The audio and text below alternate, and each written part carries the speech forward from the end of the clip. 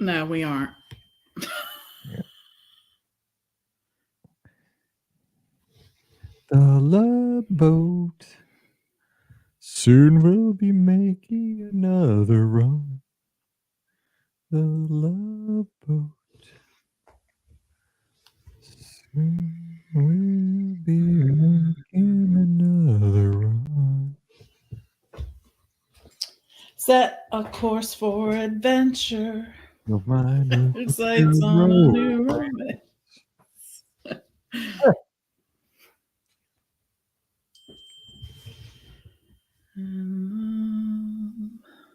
So I have the new Apple Intelligence.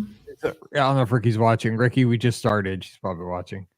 Oh, hey, Mohawk, because we're early. You can join us. And so there you go. It's not like 2 a.m. for you. Shout out. I like that where you live is part of your username. It gives us I'm like some clue. I'm Mike in the Midwest. I'm Mike, Missouri. So with the new 18.1 update and you get the Apple Intelligence, like it summarizes your text. So Ricky's text just got summarized as Brian closed early. We'll join next week. See, because it's summarized. Because it read it. It was like, here's what happened and here's what the result is. The other day I got a summary, like it summarized all my ESPN text and it says Texas A&M beat South Carolina. And it was totally the opposite. South Carolina had beat Texas A&M. I'm like, dude, if you're going to summarize my information, right? Stuff, at least get it right. It was a big upset. Like, you can't do that if you're going to give like 100% information. I'm like, come on now. Like, I'm not going to trust you. It was terrible. I was like, wait, I watched that game. They stormed the field. South Carolina won by a lot. That's why I can't be trusted for everything. I was like, that was 100% wrong. Because I was like, I read it 4 times. I'm like, I'm reading this wrong. I'm totally, this can't be. I was like, nope. This is why I don't even trust cruise control. Yeah, seriously, my wife gets so mad when she does not like cruise control, and I use it all the time. I don't. She's like, knock it off. You're gonna ram us right into the back of that semi. I'm like, but my right foot hurts. I'm like, I ran this morning. I'm getting a Charlie horse. She's like, I don't care. Take that off. Right. I know. I feel that way too. I know that's probably so old school, and there's probably all kinds of statistics and studies that show that that's probably not the case, but I feel like I pay more attention when I don't use cruise control. Yeah, that's probably right. I have cruise control with my Jeep, and my Jeep's a stick. Can you imagine having cruise control on a manual transmission? It's wild. I know. I didn't even know that you could do that, but I do. Actually, I think I probably did on my Trooper, my Isuzu Trooper. Yeah, I'm sure it did. It has it. So, and by the way, you're killing it, Mohawk Scotland. With his steps, he got a new treadmill. He got a Nordic Trek, and he's just daily posting his journey with his steps over in the clubhouse and just smoking it out. So, really proud of him on that, and keeping us all honest. So, anybody has a trip planning question, drop it in the comments, even over on Instagram. We got code RED316. Judy says, woohoo, European special. Yes, we love our European. We actually want to eat dinner at a normal time here in the States. Special. It's true. And it's going to be dark here in like 15 minutes because it's been raining all day here. I mean, it has been raining for 24 hours. And so it's just with dark early and like looking like we're living in Dagobah. It's crazy. True. It's sad. Okay. Okay. Got a question from Mohawk. Good. Okay. We got a cruise question to start from the inbox. Let's do this. Okay. So we got 2585. Cool.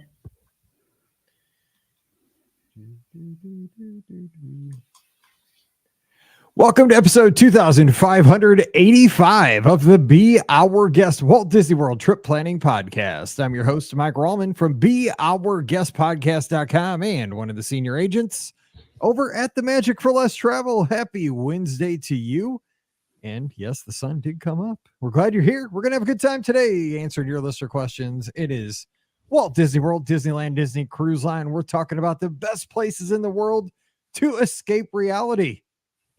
Not that we might need that today, but we're going to have a good time. This is what we do. We love our show. We love taking our trips to the Disney destinations, and we're going to have a good time today. Joining me, we have Pam Forrester. She's the co-owner of the Magic for Less Travel. Pam, happy Wednesday. What's going on in your neck of the woods in the Keystone State? Happy Wednesday.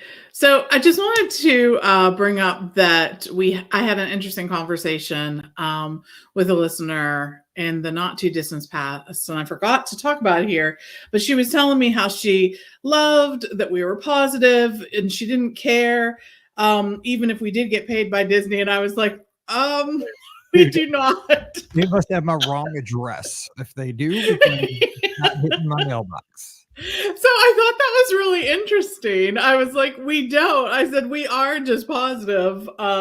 But all thoughts are our own. Disney never approaches us and says, hey, we'd like you to lean this way or do any of this. And what's so funny is there are lots of podcasts that go deep dives into all the nitty gritty of Disney, right? And some of them lean a little more negative than others. Some of them, that's their platform and whatnot.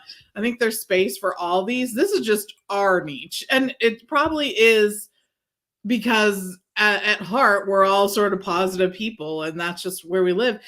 And I think what's interesting is that we all really do have a passion for Disney. I mean, these are the places we take our families when we go on vacation, is to Disney World. So, there's lots of ways to look at things. You can always find the negative in something. We choose to always find the positive in something because there's always something to be positive about. So anyways, yes, not paid for by Disney. Hashtag. Yeah, I mean, exactly. It's true.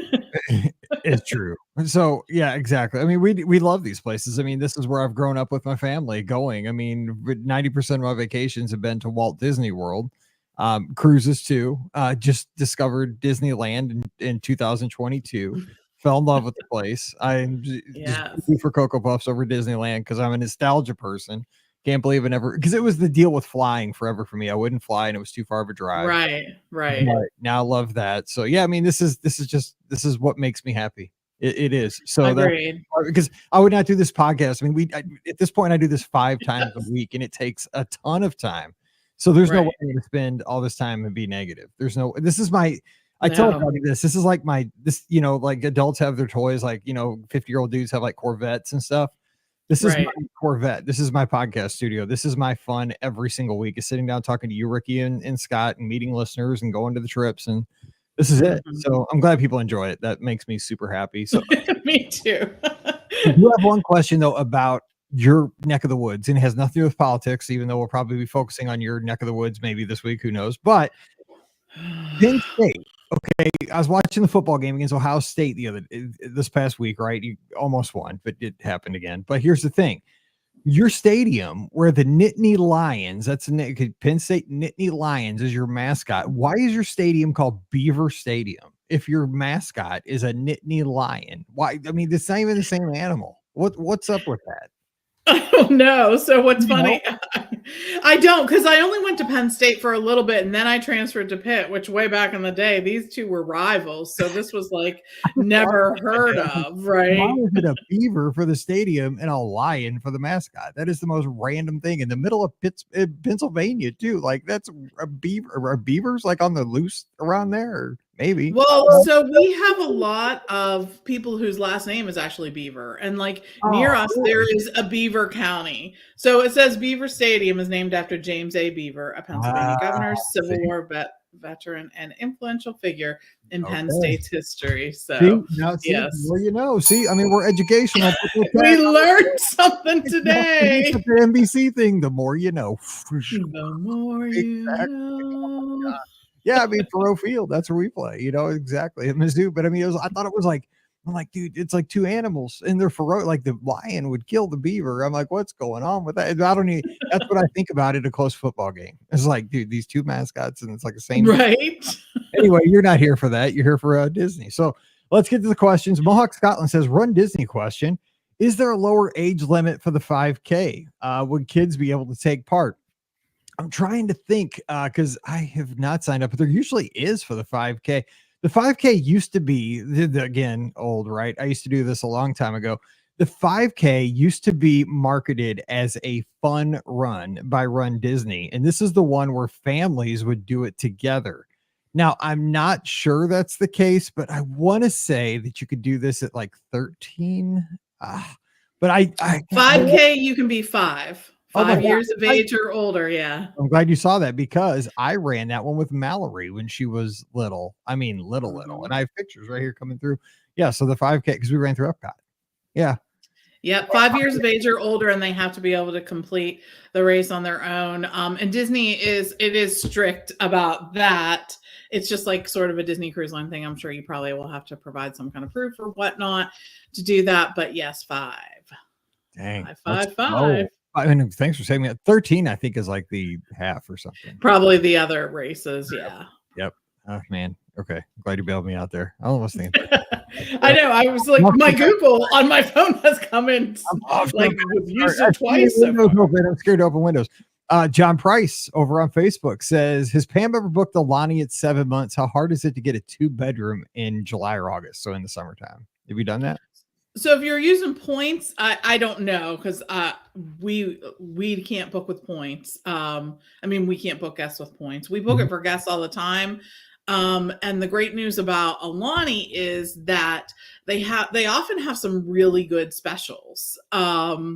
That, you know, like 30% off is not an uncommon thing, especially if you're going on one of those shoulder months. So see what would work better for you if you are a vacation club owner, to see it might be better for you to rent your points and then go ahead and pay cash for your Alani stay. I have stayed at Alani though, and really enjoy it. It's such a beautiful property. Just I can't say enough good things about it. It's sort of Disney does what Disney does at this resort, and they really respected, you know, the culture and did all that. They brought in tons of people to get input on that from them on how to best do this. And of course, that's something that Disney is known for. It is a beautiful resort. Hawaii is an absolutely beautiful place, and lots to see and do there. And it is a great introduction to people who haven't been to Hawaii, because the island that's on Oahu is an island where Pearl Harbor is, and so many people want to see that and see that piece of history. It's such a moving experience. But Alani is actually in a cove, the Ko'olina Cove, that is far away from all the craziness that can be in that area. And I think it's just such a great introduction to the islands. And Scott's going to join us for Friday's show. So if you're watching us live, hang out, because he's going to jump in here for the second show, and you'll get this on Friday on the feed. And I'm glad he's not here because he loves Alani so much that would be the end of the show. Because I'd say, you think it'd be the next 25 minutes him talking about how it's gorgeous Hawaii. Dude, he loves Alani. I'm just saying. So yes, it's awesome. We have a question over on Instagram, and it is from Scary Mary TV on YouTube, she says, and she's asking, she says, and this is one thing, and knock on wood. See, I hate asking questions like this because I'm very superstitious about kind of things like this. Like, I'm knocking on fake wood that I got this cheap desk on Amazon on a Black Friday special. It's probably for my, I don't know, like particle board or something. She says, I don't even want to ask this question, Scary Mary. I'm coming for you if something happens in December when I'm going to be on a ship. Can you please tell me about the medical facilities on the cruise ships? I have a slight phobia. Please help me with this question. I'm a loyal listener and I love your podcast. So have you ever had to go, maybe, do you ever twist an ankle or have, something? Because we've been on the cruise ships a lot. I mean, I don't know if you're Pearl, I'm Platinum. Who knows? I mean, you've been on a ton of, odds are it's going to catch up to you where you just got to go down and visit at some point. I have. For sure. I have not had to. I have a kidney stone or something in December now. Oh man, I just did it to myself. I have not had to for a medical reason. I have had the opportunity to at least go and check out the medical facility. Yes. Yeah, not in deep detail. But I will say that the medical facilities are there in I think they're probably more advanced and more well equipped than one may think. They're really there to help with if you should have an emergency, and would help you get to the next port of call, where you could then, of course, go to a full hospital or whatnot should you need that. But yeah, they're, I think, equipped to deal with most things, and most things that would happen to travelers, while vacationing, most things that come up. And I know all different kinds of things come up. I mean, so a cruise vacation is a vacation that people who are older or maybe not in the best health can go on typically. And I think, cruise lines know that, and try to make sure that they're in the best position to help everybody who may be cruising at that time. Well, plus, if you think about it too, just from a statistical standpoint, it's also there for the crew, right? I mean, you got the crew that lives on the ship, and they got to take care of the crew, and that thing is a floating city 365 days a year that functions 24/7 for the crew. And obviously emergencies are going to come up, and I mean, some things are going to be quite serious, so they have to have the facilities to take care of things. So I think you are in good hands. I mean, they're obviously not going to be like a long-term solution, but I think that they are equipped to take care of you, to get you into a better situation and keep you stable probably until that point, is what I would say. For sure. Yep. All right, another question. This one says cruise line beginner question over in the inbox from listener Allison, who I will say, great guest over at the Magic for Less, who is going to Copper Creek here soon. I mean, I love Copper Creek. I'm saying she's got such a great time. Hey, Mike, Pam, Ricky, and Scott. My husband and I are planning on going on a cruise for our 10-year anniversary in the fall of 2026. And while he hasn't rolled out a Disney cruise, I'm going to have to try to sell him on it. I'm looking at possibly going out of Port Canaveral or Fort Lauderdale, but open to other departure locations. This trip will be just the two of us, no kids, which is why my husband is hesitant to say yes to a Disney cruise. Can you give me some positives on taking a Disney cruise without kids? And can you offer any suggestions on which ship and itinerary we should do as first-time cruisers? Thanks for all your help, as always. Allie, she's in a state called Pennsylvania. I bet you knew the Penn. She's like yelling at me like, Mike, Beaver Stadium is named after Mr. Beaver, the guy who Civil War hero, or whoever, right? General. I don't know. Anyway, she's like yelling at me like 15 minutes ago, like, oh, we didn't answer my question now because he's a fool. Sorry, Allison. So Disney Cruise Line has such great areas for adults. So I'll let you go first, Pam, because we can both pontificate on this, because even though we have kids, our kids are a little bit older, and we're just like shuffle away from them, and it's like a couples only cruise when we go on these at this point. So for sure. I have taken many. My first Disney cruise was actually without Hannah, and have taken many after that. And I choose Disney Cruise a lot for our cruises because Disney really does have separate locations for kids and adults alike. That's the thing. There are areas where kids are actually not allowed to go. And I think that makes, a Disney cruise a perfect place to get away from your kids. They have adult dining locations. They have an adult pool area. They have, the spa for the most part is not available to kids. So just lots of great locations for that. But I think the thing that makes a Disney cruise so great for adults is they really sort of take into account that you're going on an adult cruise, but that doesn't mean you don't want to have fun. They're still going to have really fun adult only activities as well.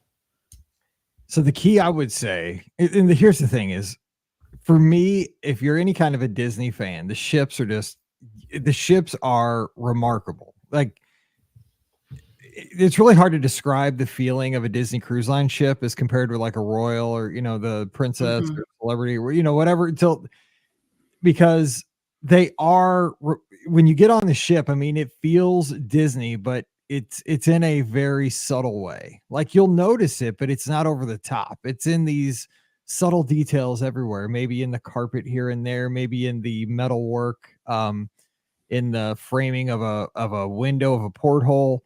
But it's not over the top, but it is everywhere. But it's very subtle around the ship, and the ships are just immaculate, and the ships are just so classic to me. It's very romantic to me. Like the ships are just they give this air of opulence. I mean, I love the Disney Cruise Line ships, all of them, and I've been on all of them so far.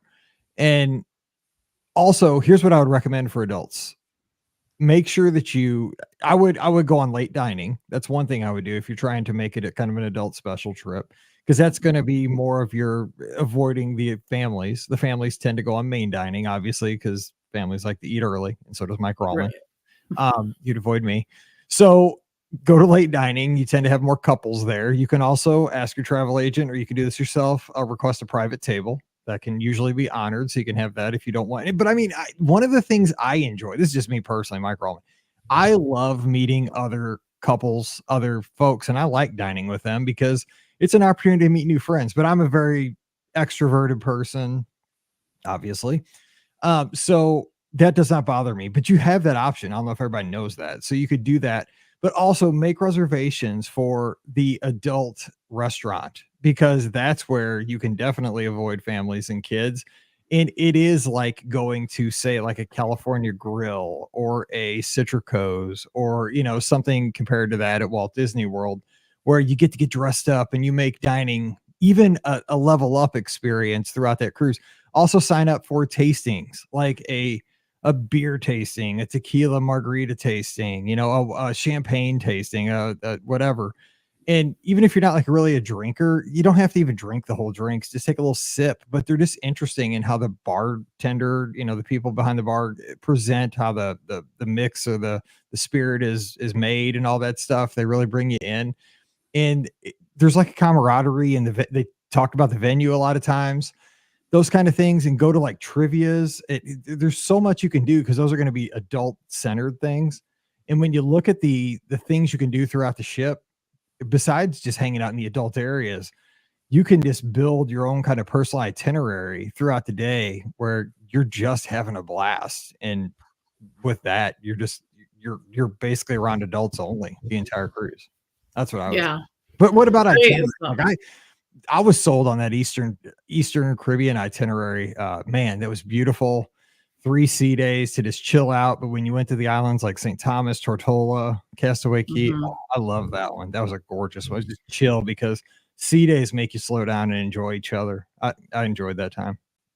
Yeah, I agree. I think the other thing to think about is, and this may be a big leap, but I think a European sailing, or one of the more unique sailings, you're going to find a lot more adults on that. And it's a spectacular way to see that part of the world. It just really is. Another thing is, I think sailing that has Lookout Cay would be a great one. I found the natural beauty of Lookout Cay to just be overwhelming. It's such a beautiful spot in the world, and it's really hard to communicate that. Like, you think if you've been to one beach, you've been to them all. But this beach is very different. It's very special. And I wouldn't hesitate to look for something that has that in it as well. Veronica here in our she's on YouTube here, and she says, we went on a Disney cruise for our honeymoon, and it's definitely not just for kids. There was so much to do for adults, and adult only areas were amazing and not too busy. And they enjoyed the rainforest room, which, if you don't know what that is, that's a part of the spa, the Senses Spa on the Disney Cruise Line. And it is amazing. You got to make sure you get your pass there, because they do sell out, but it is. I've done it a couple times. It's wild. Like there's like little showers with different aromas, and I mean, for Mike Rallman, that is like super fancy. I don't do it a lot, but I did it like once or twice. I was like, oh, dude, I smell like, I don't know, cocoa butter or something. I don't remember. Well, I don't even remember what it was, but I just kept talking about it. And you smell very good when you come out of there. Yeah, you do. It's wild. It's so crazy. All right, Michelle's got a question in the inbox. It's California Grill menu question. Hey, Mike, hope you're having a great weekend, enjoying football and cheering on all the lizards at Wine and Dine from afar. I was in New York to run the marathon and was cheering from them from there. Okay, thanks for reminding me. Shout out to all of our friends who ran the Wine and Dine half marathon races, including Veronica and Jason. And Jody and Tim, by the way, some of our lizards from Disney with the Ducks, they were on the Run Disney Instagram page. Shout That's out so for their fun. awesome costumes. They looked like the folks from Remy, the Rat- Ratatouille, yes, Ratatouille, and yes. movie guy, but I knew that. We had a kid come by who was like 15 years old, dressed up just like the chef, and with the Oh, mouth really? on his shoulder. I wanted to take his picture for Scott because that's his favorite movie, but I thought that'd be weird. I was like, oh, dude. I told Pam, I was like, he's got the best costume, but it'd be weird if I asked to take a picture because that's Scott's favorite movie. But I was like, but yeah, shout out to everybody because you guys, I was watching for, I wish I could have been there. I was at Mizzou for cheerleading over the weekend, but man, you guys smoked it out and apparently it was smoking hot. And also some people ran up in New York. I was watching that race, the elite athletes running that thing. Yeah. They're talking about how hilly that course is. No thanks. I don't need that heat either. I'm too old for that stuff. But yeah, it was awesome. So Jason and Veronica, good job. Let's see here. It's just a question though about California Grill. It says question about California Grill. I know they are prefix still, but is there a separate bar menu? Is this a Pam question? I know she loves a good lounge. Can't wait to do a trip report in December. Thanks, Michelle. Pam, this is a Pam question. It is. It is. And unfortunately, there is not a separate bar menu. It's all prefix. I will tell you, I am someone who used to go to California Grill all the time. And sometimes we'd go for dinner, sometimes we'd go for drinks and apps and sit at the bar. And they had some great bartenders there. I miss California Grill a lot because now there's just not an option to do that anymore. There is not a separate lounge menu. You would have to go and order the full prefix menu. And I miss it. I just do. It's not, for me, it's not it's not the cost so much as it is Steve and I would not order an appetizer, an entree, and a dessert. You know what I mean? Each of us getting one. We might split an appetizer, each get an entree, and then split a dessert or something like that. But anyways, it just doesn't fit with the way that we eat when we're on vacation. And so that's why I've missed it. And I will say, I feel like there might be some other folks who miss it too, because California Grill is much easier to get than it used to be. Now, I will also say too, that the food, even though it is prefix, when we have eaten there, it's the food is still really good. So they're still putting out really great food. So I wouldn't shy away from going there. If you look at the menu, you're like, okay, I think I could do this, this, and this, and that would be great. It just doesn't fit with the way that we typically eat there. So let's talk about that for just a couple seconds. Like with them doing that, what reasoning is that are they trying to basically like guarantee so much like profit like per seat so that people don't come in and just like, take up an hour at a table and just order like drinks and apps? Is that kind of what it is? Because like the economics of each table per hour, they know with a prefix menu they're going to be guaranteed this much kind of thing. I suspect. I mean, there were a lot of people who said, could we just come for dessert? Could we just come for a drink? Could we just come and would actually sit at a table, not just sit at the lounge? There was a small lounge area. There weren't a lot of tables there, but there was a small lounge area and a small bar area. But folks would take up a table and then whatnot. And when you're putting out really, really good quality food, I think, you don't want to lower that standard, right? By, not charging as much or not, getting lesser qualities just to make up for the fact that, okay, this happened. And you know what I mean? Folks were here, but they didn't really get dinner. So I suspect that probably contributed to it. I don't know. They have great food. Like their sushi is awesome. Their entrees are so good, and their desserts, are special too. It's a great location. The fact that you can see the fireworks is awesome too. I truly do miss it. When I say I miss it, I'm being honest. I do. I miss it. I'm missing what it was. And now I'm probably, the next time I go there, I'll probably end up going there and doing the prefix regardless, because I do miss it so much. But yeah, there isn't one. So check out the menu, see what you think. Yeah, and Len over on Facebook says, on our last trip to Walt Disney World, California Grill is our best dining experience. The food was heavenly. Yeah. So there you go. So good. Yeah.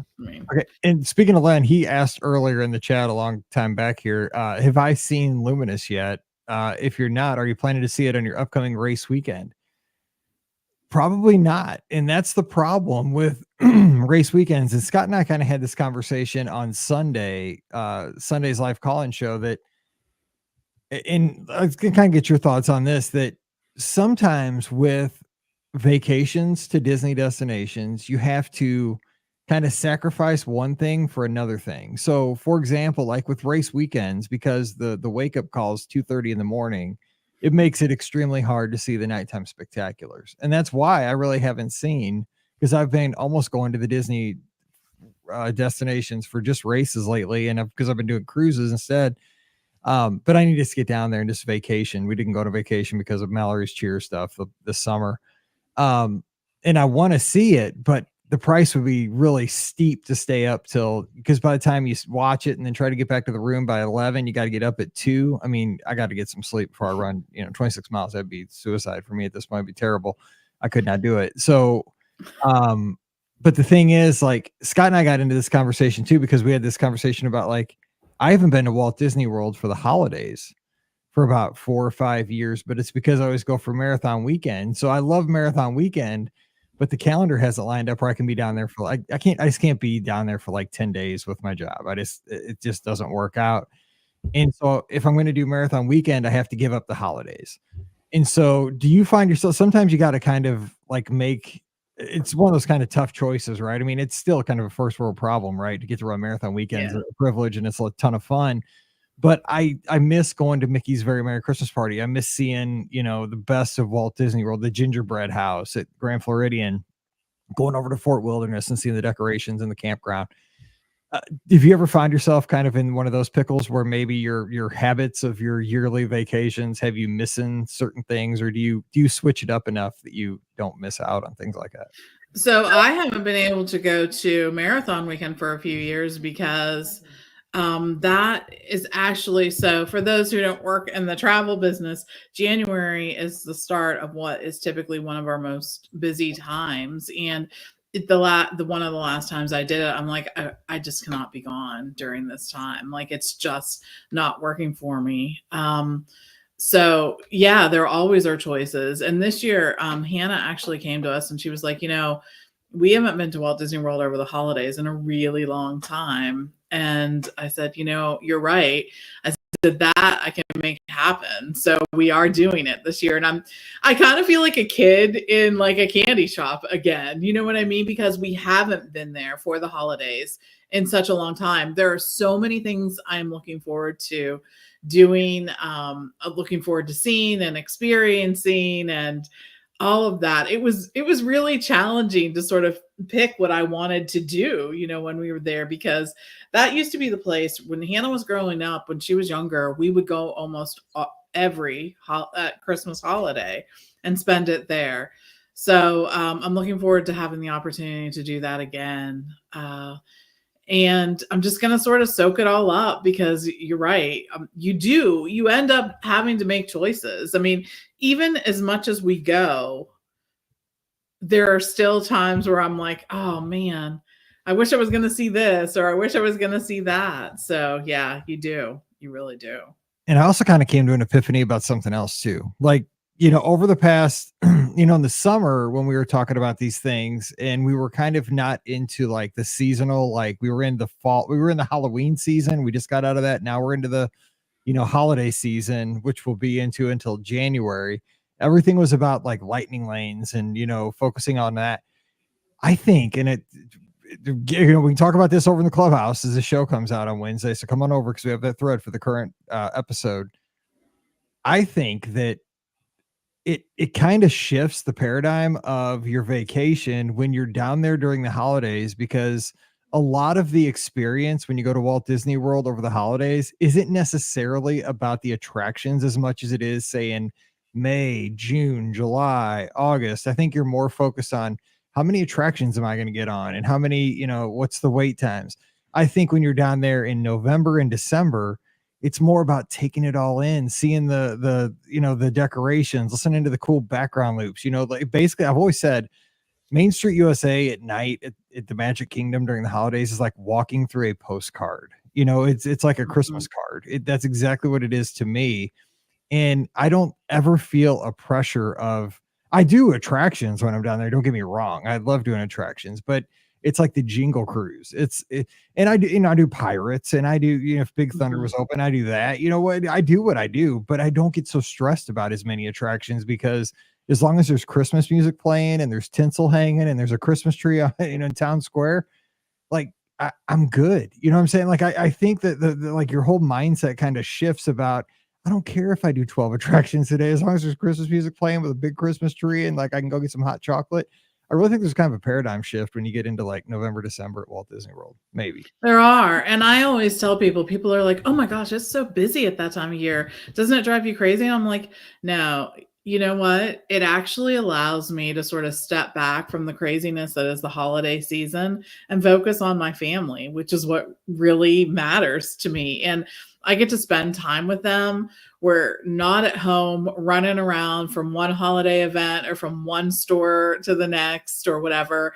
I don't have to cook. I don't have to clean my house. I don't have to decorate. Disney has done it for me. Okay, let's be honest. I'm still going to decorate because I'm crazy, but I was say what? But Disney does such a fantastic job at it that I don't miss any of those things. And for me, that is one of the best ways to get back to sort of that magic that is the holidays. I really feel it when I'm there. And, I'm grateful that we have the opportunity to do that. So, yeah. And Alfred's asking over on Facebook, the Grand Floridian brought back the afternoon high tea, and they have not. They have not. Another thing I have missed, really and truly. It was such a unique thing. The Cake Bake Shop was supposed to have some kind of high tea experience. I haven't heard anything about that yet, but they do have tea. And it is, you can go there and order tea and desserts. So maybe that is, part of it, but I'm hopeful that they'll have an actual high tea with finger sandwiches and whatnot at some point here. So, I mean, McDonald's has tea too. Sweet tea. Yeah, so sweet tea, and it comes in a plastic cup. So remember that lady because we all behind the scenes, this is probably 5 years ago.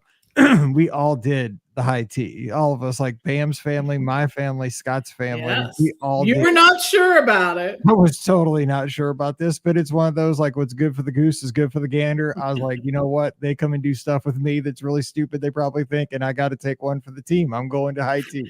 I have daughters, it's all girls. Like, you know what I'm saying? Like, I mean, like you have Hannah, Scott's got Emily. I have two daughters.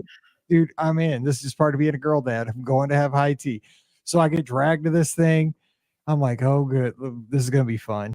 And first of all, they won me over with the little wedge sandwiches. Dude, I could have crushed like 1,000 of those things. There weren't enough of them. They were so good. Like the chicken salad and oh my gosh, the ham salad and everything. They were, I can taste them right now. They were so good. It was like grandma made them. But then the lady came around and asked how I took my tea. I'm like, I'll tell you what. I said, the only tea I've really had in my life was what my grandma made me, and it was sweet tea, and it was so good. And I said, and McDonald's sweet tea. That was it. She's like, you are in trouble. She made me some really good tea. I don't know what it was, but it was real great. And then the best part of the day was when Scott spilled the hot tea in his lap. I mean, dropped the whole pot in his lap. I mean, it was boiling hot too. Dude, like a cartoon came out of his seat. But how good was all the food, right? So good. It was so good. It was so good. Yeah. Oh my God. Yeah. I could have crushed like 50 of those little wedge sandwiches. They were so good. They're all fancy on like the little Christmas tree stand kind of thing, the 3 tiers. Oh man. Yeah. I did have my pinky up the whole time, just so everybody knows, because I was, gotta make sure you're, win in Rome kind of thing. I was paying attention. Great. All right, last question of the day comes from Adam. He's up in Bangor, Maine, and he says, hey, BOGP crew, I've heard great things from you guys as well as friends about Enzo's Hideaway in Disney Springs. My wife and I have never been there, but we love that type of vibe, and the drink menu looks incredible. We would love to get food there as well, but looking at the menu online, I find myself intimidated. What would you recommend a simple guy from the Northeast order from there for lunch or for dinner? Thanks, guys. Huge fan of the positive, wholesome podcast you guys provide. It really brightens my day. I'm a mailman, so you guys keep me walking down the street with a huge smile on my face every day. like a true Disney mailman should be. Sincerely, Adam. Adam, keep delivering that mail. We appreciate you so much. You just made my day. And that seriously, that is awesome. We appreciate you being out there. So, and he's a simple guy. You're talking to another simple dude, man. And you know what? Angel Hideaway it's almost too fancy for me. So I've never, I don't think that's not the place. It's like an airplane place, is it? No. Maria and Enzo's. Is it? No. What's the airplane place? Why am I? Yeah, we did when it first opened. Why am I blanking on this? It's across the street, actually. From I haven't been in Enzo's Hideaway, I don't think. I have a few times. And take it from here, because Adam's like, "Shut up, Mike. I don't care if you've never been there. Okay, move on. Let Pam take it." Okay, got it. And they have a lot of Italian specialties. So imagine that. The guy's name's Enzo. I would think so. Right. Yeah. And their drink menu is fantastic. So I was looking at it. I kind of pulled it up while we're doing it. First of all, they have a burrata caprese salad. So if you like tomatoes and you like mozzarella cheese, burrata, if you don't know, it is a form of mozzarella cheese where they take mozzarella cheese and grate it and mix it with some cream and stuff it inside another ball of mozzarella cheese. Dude, you're kidding me? Right? So it's like you're getting the ball of mozzarella cheese, but it's even creamier in the middle, and it's fantastic. It's so good. Right? Sexy snack, baby. It is. It's sort of a very sexy cheese. It is so good. It really is. They have a couple of great looking salads. Some of them have like apples and blue cheese and whatnot. I think that's good. They have some olives. They have calamari. If you they even have like a prosciutto and melon. So those are just like some of the apps that you can go to. They also have, I believe, some great sandwiches at lunch. So look at that. This one has pulled chicken and arugula and cucumber. So that sounds pretty good. But I think they also have a lot of pasta specials too, as well as good desserts from which to choose. So I think just go in there. You'll probably be able to find a couple things you like, but I always find at a place like this, I ask my server, like, tell me what everyone loves. And they're so good at that. Oh, by the way, Enzo's is another place that has a meat and cheese board. For me, almost every day of the week, I would choose to have a meat and cheese board to replace any of my meals, right? I'm always like, oh, you had me at meat and cheese board. So I think all of that is going to be great. Is a meat and cheese board considered charcuterie? Charcuterie, yes. Yes, charcuterie. So yes. Wait, at the Edison, I'm still confused. Hang on, wait, hang on. Except this is bugging me. Is there not a Maria and Enzo's like across the street from Enzo's Hideaway? Like Enzo's Hideaway, don't you go down some stairs? There's a Maria at Enzo's, which is where we ate. It's like an airplane place, right? And you go in and you go down and there's like a big dining room down. That's where we ate, right? Yes. Okay, so we ate at Maria and Enzo's. I just haven't been. But Enzo's Hideaway is actually, I was thinking Enzo's Hideaway is more of like a bar, but it's actually a restaurant in itself too. It is, yeah, it is. Speakeasy or something. Sounds like you need it sort of gives that vibe because you sort of feel like you're going into like the basement of something, which you kind of are because it's sort of below. But yes, we went to Maria and Enzo's. I'm scared to get taken out by an Italian dude if I go in there. Like, like get my knees capped. No, not unless you deserve it. I mean, I've seen too many Blue Bloods episodes, man. I'm not messing around, dude. No dude named Enzo. He'll probably have like a jelly roll and like a one of those guns from the 20s. I'm not going in that place. Kidding me? I wrote the Great Movie Ride. I know how this thing ends. Right? Maybe that's where all those guys are now. Exactly. You think they disappeared? Nope. They just took them over to Disney Springs. Okay. Yes. All right. We'll keep delivering the mail, Adam, and have a great November. And hey, first one, happy Thanksgiving. Shoot them out already. Why not? Mallory's already got her Christmas tree up in her bedroom. She put one up in her room already. Sitting here looking at the one in my office. So, I see my wife won't let me put it up yet. She's like, Mallory put it up when she was like not home. Pam went to the grocery store. Mallory went down to the storage room, put that sucker up before she got back home. I was like, I had nothing to do with it because I'm a Christmas guy. Like I love that she did it, but I told her I was like, I had nothing to do with it. I was outside with her dog. You weren't claiming responsibility. But I did give her knuckles when I saw it was up. I was like, you go. Yeah. I was like, I'm not taking that smoke. I'm not putting mine up yet because I will have to deal with more consequences. Nope. I'm waiting until Thanksgiving. I am not doing it. Nope. Anyway. All right. So we are going to be back on Friday. ScottyG is going to be joining us. So we're going to have the three of us here. So we hope you will come back and join us for that. Don't forget today's show. Always brought to you by the Magic for Less Travel. We'd love to help you get down to Walt Disney. There's still time to get down there for the holidays. I mean, you see all those great decorations. It's a fact. There was a scientific paper written, I think, in 2018 about how hot cocoa tastes better at Walt Disney World during the holidays. Look it up. It's hard to find. Believe it. It's hard to find. I think it was Penn State. I don't know. Maybe. Maybe. Who knows? No, it's not true. I just made that up, but it could be true. So anyway, we'll have you get to your favorite Disney destination, whether it's the Walt Disney World, Disneyland, Disney Cruise Line, even Adventures by Disney. The best part, no additional cost to you. Just check out the website. It's a great place to start your trip planning. Even if you're just homesick for getting to a Disney destination, there's awesome pictures, resort maps, all that kind of stuff that is, I miss Pop Century. I wish I could be at Caribbean Beach right now. I mean, just if only that's a good place to go today. But then, while you're there, put in that free no obligation quote. We'll take care of it from there over at themagicforless.com. Please also use our Amazon affiliate link as you start that holiday shopping. It's beourguestpodcast.com/Amazon. And thank you so much to our Patreon supporters. You guys make all this possible. The rates jumped up on our streaming service, but hey, you guys help us stay on the air, help us make all this possible. We can't do it without you. Patreon.com/BeOurGuestPodcast, $5 a month really does help us out. And for that, you get the bonus show called Mike in the Midwest. Come on over again, Patreon.com/BeOurGuestPodcast.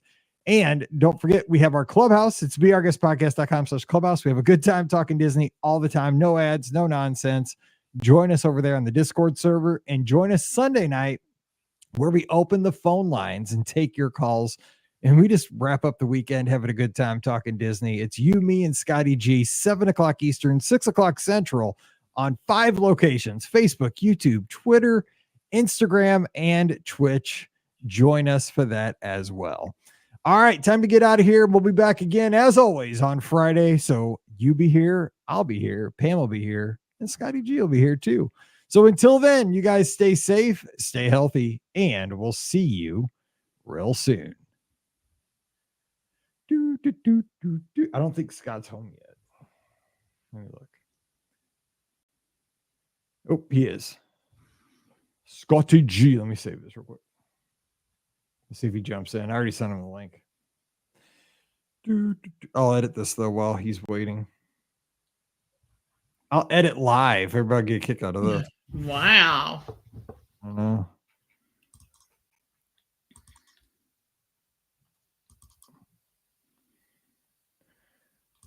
Now I got that stupid sexy sax little drop in my head. I'll be doing that all night. Pam will be like, shut up. Because we'll be sitting there watching Monday Night Football and I'll be like, wah, wah, wah, wah, wah, wah. She'll be like, what are you doing? I'll be like, Pam said something and I had hit the sexy sax button. She'll be like, what? I'll be like, you don't even know. She's like, why don't you go down to your podcast studio and watch Monday Night Football? All right. Okay. I'm gonna record the intro for this, so don't talk. Oh, I'm gonna mute you. I'm not trying to be mean, but I have to. It's totally fine. Okay, hang on, because I gotta. Okay, I'm gonna mute you for 1 second.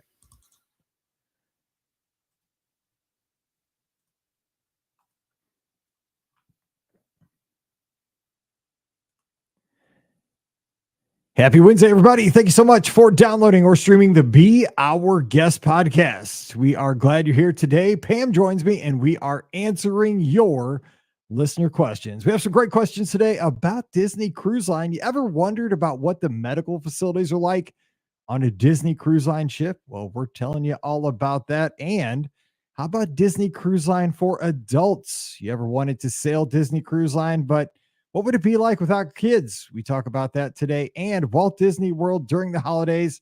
That comes up on today's show. And Run Disney for the younger set. We talk that as well. This and much more coming your way on today's show. Don't forget, today's podcast is brought to you by the Magic for Less Travel. We'd love to help you plan your next Walt Disney World, Disneyland, Disney Cruise Line, or Adventures by Disney Vacation for no additional cost to you. Check out all the details today over at themagicforless.com. Please also use our Amazon affiliate link. It's one extra click. It supports everything we do throughout the year. It's beourguestpodcast.com/Amazon. And thank you so much for your support over on Patreon. Our Patreon supporters are all stars. We could not do this without you. You can support us just $5 a month. And for that, you get a bonus show every week. It's called Mike in the Midwest. Come over this week. We'd love to have you. Patreon.com/beourguestpodcast.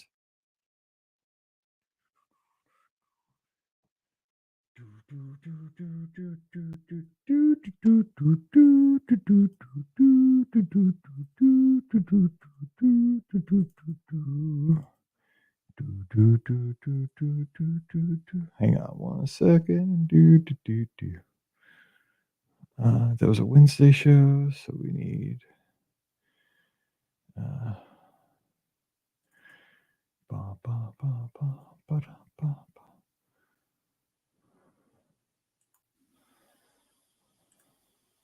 What up, Scotty G? Hello. Hang on, let me finish. Let me just mix down this edit real quick. I'm not going to publish it or anything. Just let me mix it down because I got all the files in here. Hang on one sec. Let's see. So I need this, and then I need this. It'll take me like 3 minutes. And then I need, wait.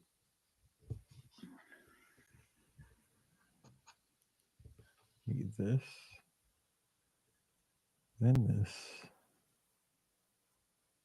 Once I chop off this.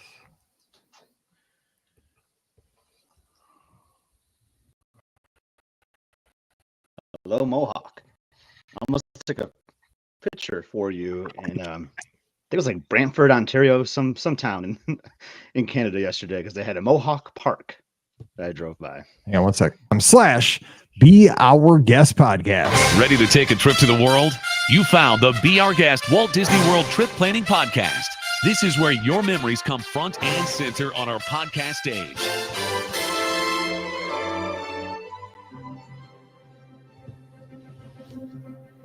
Welcome to episode 2585 of the Be Our Guest Walt Disney World Trip Planning Podcast. I'm your host, Mike. Go deep. You can always find the negative in something. We choose to always find the positive. Eastern Caribbean itinerary. Man, that was beautiful. And whatnot at some point here. So. I mean, McDonald's has tea too. Sweet tea. Yeah, so sweet tea. And it comes in a plastic. ScottyG will be here too. So until then, you guys stay safe, stay healthy, and we'll see you real soon. You've been listening to the Be Our Guest Walt Disney World. You've been listening to the Be Our Guest Walt Disney World Trip Planning Podcast. If you have questions, comments, or would like to be a guest on the show,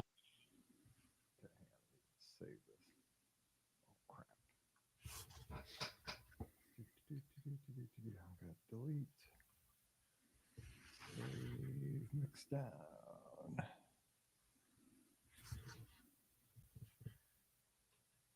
Okay, Scott, here's how long it takes to render a show. I'll tell you when I start it. Hey, I got faster times now. With this new it takes less than 1 minute. Let's see. And I mean, this is an old computer too. Let's see. Save as episode 2585. Listener question. I always do these. I'm so confused because I always do the Friday show first. This is messing me up because that's the one that we usually finish on. Okay, so let's see. All right, so it started just now. It's 21 seconds. Audio is a lot different than video. Yeah, it is. Video is a nightmare. Because because not only is it video, there's your audio with the video, and then I overlay like a background track too, which I know you do a background track too, but yeah. Yeah, that was 7 tracks. Hang on, let me just do this real quick before I forget, because I'll forget to put this in too. I got my Oh yeah, because each mic has their own track too. Yeah, so you have lots of layers there. Let's see, 25, 85. Open with iTunes. I just got to put the Happy Wednesday, everybody. Thank you so much for downloading or streaming the Be Our Guest podcast. We are glad you're here today. Pam joins me, and we are answering your listener questions. We have some great questions today about Disney Cruise Line. You ever wondered about what the medical facilities are like on a Disney? I do. I've been there. On our last cruise, remember? Like Liz got super sick on like the last night. Yeah, we missed dinner. Oh yeah, I've been there. I know what that's all about. I said I'm cursed, dude, because somebody asked that question. I'm going to end up with a kidney stone on my next cruise because I was it's like, not as that deck down there is not as nicely themed as the other decks. I said I don't even want to ask this question. It's not going to be an expert, and you got to pay like I mean, you just pay straight up. Like they're not taking like your copay or whatever. No, you got to turn it in afterwards. Yep. All right, so we're going to talk transitions. Okay, so here's what I was thinking, Scott, for Friday. Because we talked tells everyone how well prepared we are. I'm finding out like yes, exactly. This is how we do these things around here. Hey, everybody, we're making this up right now. So kind of going along with the transition from Halloween to Christmas at Walt Disney World, where in the parks, and we could do Disneyland too, where do you go? Like, where do they do the best transition from like one time or place to another? So like when you go into the train station, like you're kind of taken from like, okay, you're going from the ticket booths and all of a sudden, boom, you're like on Main Street, USA. Like that's a good transition. Mm-hmm. So I'm trying to think of other places around the parks. Yeah, I just wrote one of my favorites. Okay. Because it doesn't have to be like from a place to a place. It could be from like a time, 2 time areas. So you got some. It could be within an attraction because I have another one there too. Yeah. Totally. Actually, probably my favorite is within an attraction. So do we have enough to go with this? I was just trying to think of something. Yeah, I got like 4 or 5 written down. So because cool, I don't have a lot, so I might lean on you guys. If I understood the assignment correctly, we'll find out. Yeah, no, dude, there's no assignment. This is just something I made up. I was trying to think of something that's something that's fun to talk about. Okay, let's see. Where's this? I'm trying to hide this comment so I can. There it is. Okay. All right, here we go. Wait, I got too many windows going every which direction. Okay, wait. File, close all, save nothing. It always makes me nervous. And are we set? Everybody's good? Everybody's good? Yep. Wait, no. Good. Yep. Okay, here we go. 2587 for Friday. Welcome to episode 2587 of the Be Our Guest Walt Disney World Trip Planning Podcast. I'm your host, Mike Rallman from BeOurGuestPodcast.com and one of the senior agents over at the Magic for Less Travel. Happy Friday to you. Hope you had a great week and are getting ready for another awesome weekend. We are here to help kick off that weekend right now, and we are going to take you on a virtual vacation because we just have a feeling you might need it on this Friday because mentally, I think we just all need to escape and just go to our favorite place, whether it's Walt Disney World, Disneyland, maybe even on a Disney Cruise Line ship. I mean, I wish we could all just go for real right now. That'd be awesome. But second best thing, put in those earbuds. Just listen to it on the treadmill, wherever you are today. Let's think about our favorite locations, which are those Disney destinations. So today, some of my best friends in the world, we're going to have a good time getting together, and so glad you're here with us. Joining me today from Must See Adventures over on YouTube. Got to check it out and subscribe today. Your friend and mine, ScottyG. What's up, Scott? Happy Friday, Mike. And I like what you said there. I feel like I need an escape, right? It's just I'm already over fall, and like I know winter is like right on the way, so like I need an escape. Luckily, I have one coming in a few weeks, but yeah, I just love to talk some Disney with two of my favorite people in the world right now, and I'm excited for today's episode. I think the best tweet I saw, this is daylight savings time related, right? I think on Tuesday or something, Wednesday, I saw a tweet that said, I'm not sure, but I think it's 14 p.m. And I said, I've never related to a tweet more in my life because this was like, I was sitting, it was like 7:30 and I was watching TV and I turned to Pam and I said, I think it is like 14 p.m. right now. Like the dog's looking at me like, are we going to bed? Like it's been dark for 17 hours already. And I can't go to bed yet because it's still too early. I can't. And I'm one that I really don't want to go on permanent daylight savings time. I kind of do get excited about like we do change our clocks, but this week's hard because it's been rainy in the Midwest too. That makes it like it's like a double gut punch. No, It's I like want to change it. No more time change for me. I actually want 2 less time zones in the States too. That's a stretch though. But yeah, but not only like is it darker earlier now, but like it's been overcast as heck today. So like I never saw any light at all today. I know, dude. That's exactly it. Like that's same. It's been raining here for like 36 hours. There's a lot of rain today. I'm gonna turn into Yoda. Like it's ridiculous. I mean, it's like I'm a cheerful person, man, and I'm like almost ready to cry. Like it's bad, and it's just starting. It's rough. All right, seasonal depression is already kicking in. I don't even get it. I'm just like, is there a sun? It's wild. Like it should not. I mean, I know we can't control the weather, but the whole thing is, man, we cannot have this much rain this particular like few days, man. It's like, what is going on? Anyway, Pam Forrester, she's joining us, just laughing her rear end off there in Pennsylvania. She's calling her the Magic for Less Travel. Pam, I don't know what it's like where you are, but man, it's dark and rainy and just is it March, April yet? I mean, I love Christmas. I mean, give me Christmas Day and some like a beautiful blanket of snow and I'm good. Let's go.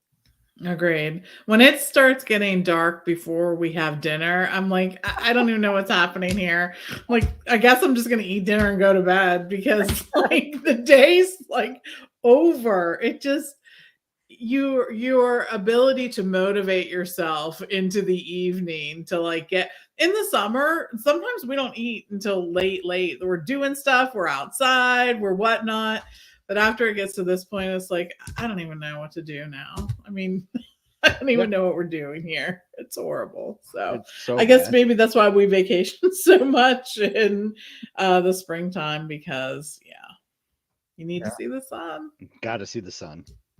And like, if you have a pet, they just look at you because they have no idea what's going on.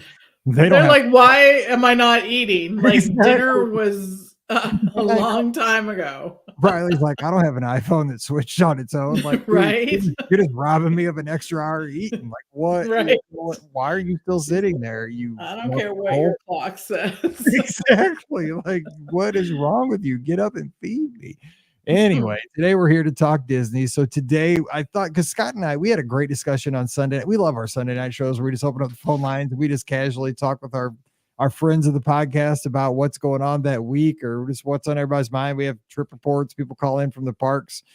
Abby and Trish called in from the Wine and Dine Half Marathon this past Sunday and gave us some updates on their races and the fun they're having down there in the parks. And one of the things we addressed kind of briefly Sunday night was just how quickly we felt like, even quicker than in recent years, Walt Disney World made the transition from Halloween to Christmas. I mean, I think we even addressed on a listener question show a couple of weeks ago that we thought, oh, the gingerbread house won't be up for a couple of weeks. And right. Like, doesn't it usually take them like a couple of weeks to build that sucker? And this week they built it in like 3 days or something and it was done. Am I wrong on that? Was it like done? I don't know that it. I think it is close to done if it's not done. I don't know how long it typically takes, but I feel like this is earlier than is typical for them. I mean, we usually see the transition to the Magic Kingdom happen fairly quickly because they want the decor to be up when they start the parties. Mickey's Not So Scary, but dang, or very merry in this case. I'm honestly surprised. Yes. I'm honestly surprised it's taken them this long to like get a gingerbread house like in 2 or 3 days, because that is a revenue maker when you actually think about it. Right. They sell so much like the shingles, the edibles, Exactly. stuff that you can have. Like now they got a couple extra weeks where they can sell more stuff at the it's not inexpensive either. The shingle's not cheap. No, the shingle is not cheap these days. That's got to be the title of today's show. The shingle is not cheap. I might have to use that. That's the lie. I'm about to say the dollar was strong when I was in Canada this last weekend, but the shingle, on the other hand, shingle is not cheap. Yes, I'm about to get Disney figured that out, and that's why I went from a 2-week build. They're like, we are building that thing. Yes, 3 days. You're just throwing away money if you don't have that thing up and operating. I'm just saying, right? We're for sure. We're figuring everything out quickly already here on a Friday. That's why that sucker got built so fast. Inflation, people. All right, so we're talking though transitions today, and just in general, not the holidays, but at Walt Disney World and at Disneyland. There's so many times where you're going through the theme parks, any of your favorite theme parks, and Disney is really, they're kind of the best at this.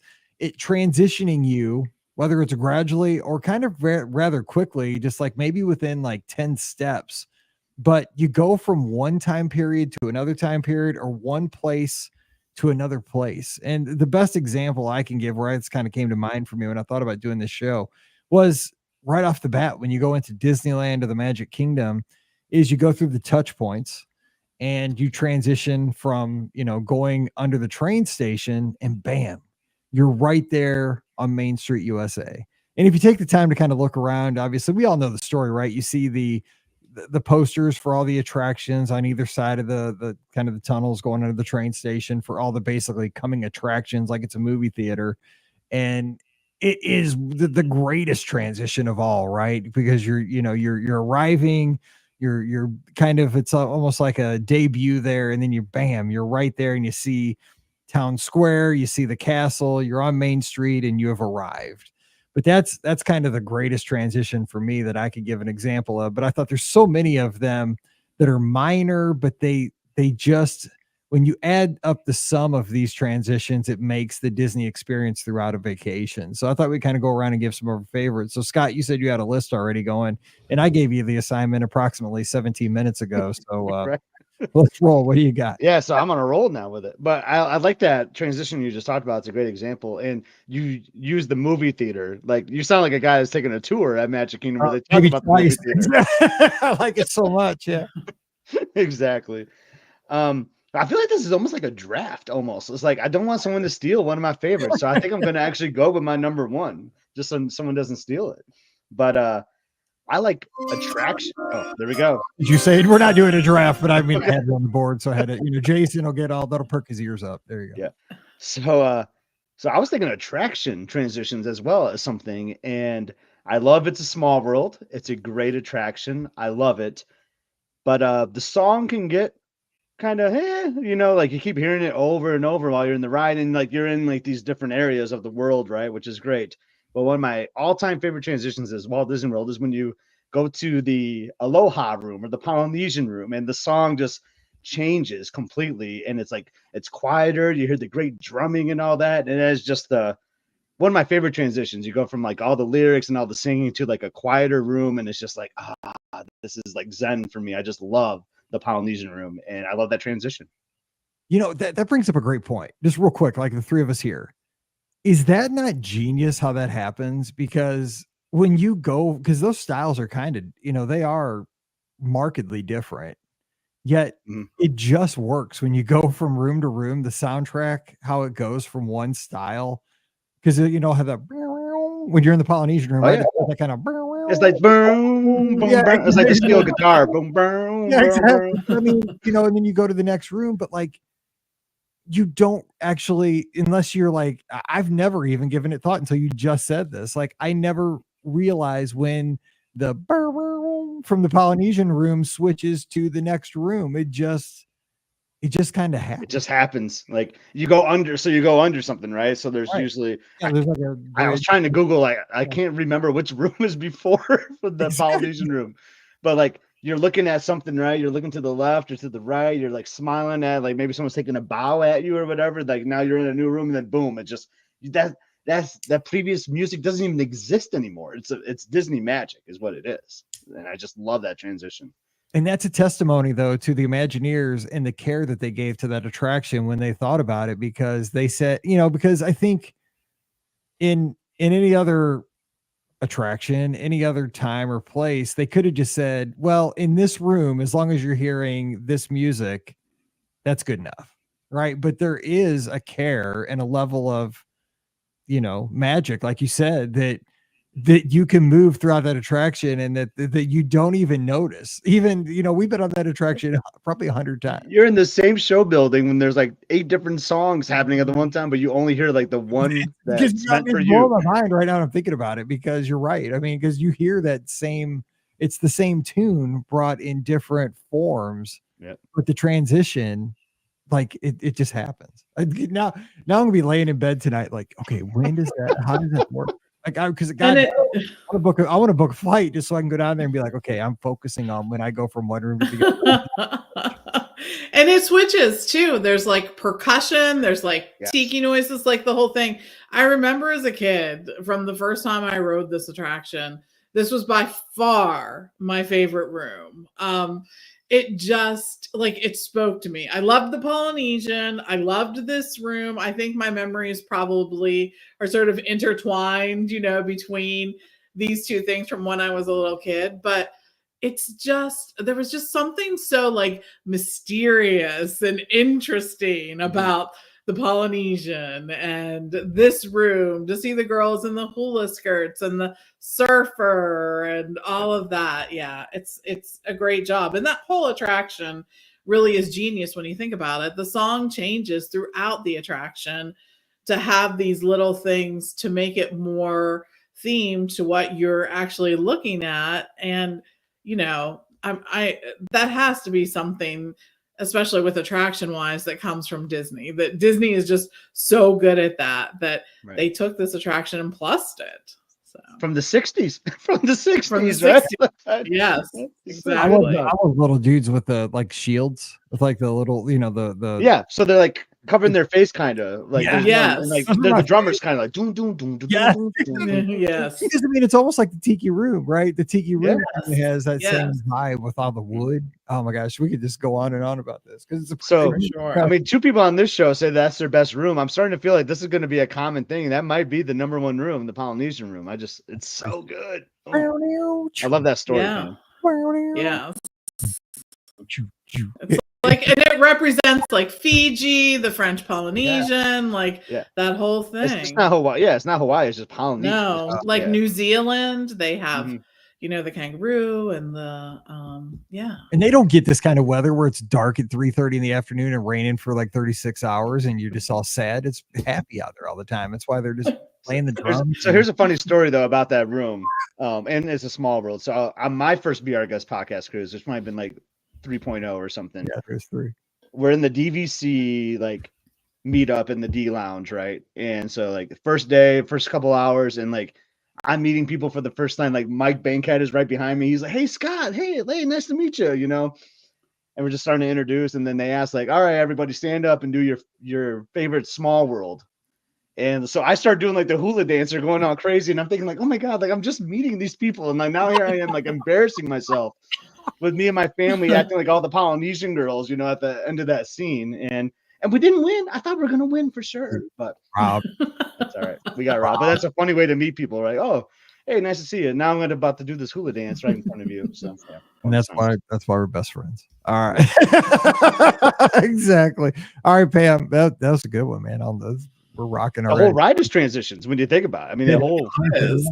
Yeah, exactly. it is I for didn't think sure. about that. That's why I love these shows, because right now, but I mean, just right there for 10 minutes. I mean, seriously, for 10 minutes, I was on Small World thinking about, but I was in that room. Like, And you don't do it every trip. I know you, Mike. I know you don't do it every trip. And now you're ready to book a flight to go on Small World. I love it. Dude, I'm seeing that dog with the guy with the boomerang. Yes, dude, I'm dingo. Exactly, the dingo. Man, I'm ready. I mean, let's go. Okay, Pam, what you got?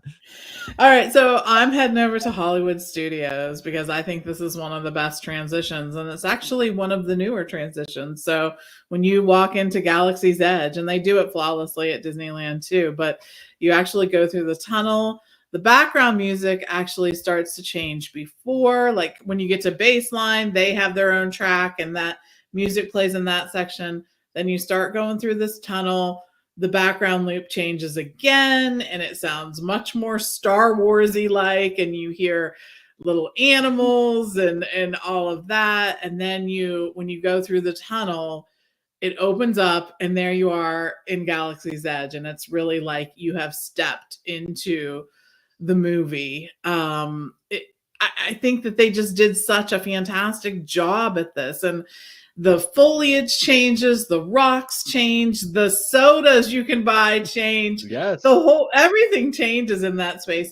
And they do it again as you can walk through Galaxy's Edge before you head into Toy Story Land. That's the other place. They actually do the same thing there. There are sounds that you only hear there when you're in Galaxy's Edge, and you only hear in that transition. And I think that Disney really did it justice. I remember I was so lucky that they took a few of us to get to Hard Hat Tour when they were still building this land. And I remember as we walked through, and I just saw like the rocks, the different colored rocks, the plant material that they were using there and whatever. I breathed this big sigh of relief because I was like, okay, Disney is going to do this right. I feel it. I can sense it. I feel it. They're going to do it justice. And they did. They did. Who hasn't walked into this land and felt like they've walked into a Star Wars movie? Right. I mean, exactly. It's spectacular. And it was such a challenge too, because they didn't really want to recreate an exact replica of, say, Dagobah. Places that we've been. I'm trying to think what's the planet. Tatooine. Yeah, Tatooine. But they wanted it to kind of be semi-familiar, like a place that you could have seen in the movies, but you haven't exactly seen. That's how it feels for me. But the transition, you're right. I mean, how do you go from because you are basically going from the Muppets and Pizza Rizzo, or from a big giant, Slinky Dog coaster and a 28-foot tall Buzz Lightyear to this, authentic land that's got to be Galaxy's Edge. And they do it gradually. But here's the two things you guys have both mentioned: soundscapes, how important they are. That's like a common theme with all the ones I've written down. Yeah. And it is for me too. So I'll give mine real quick. And I was going to say, Pam, though, that is the transition though for that land. Some Mike brought up the Slinky Dog and the Buzz Lightyear, but it's got to be through that tunnel by baseline. That. It's just so well done. I mean, and I'm not saying the other one isn't as well done either, but that slow walk through the tunnel and then boom, what you see there, so good.